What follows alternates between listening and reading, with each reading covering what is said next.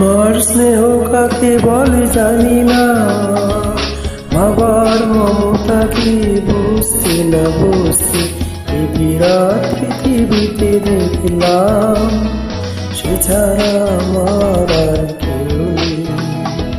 সে আমার ছোট বোন, বড় আদরের ছোট বোন। সে আমার ছোট বোন, বড় আদরের ছোট বোন।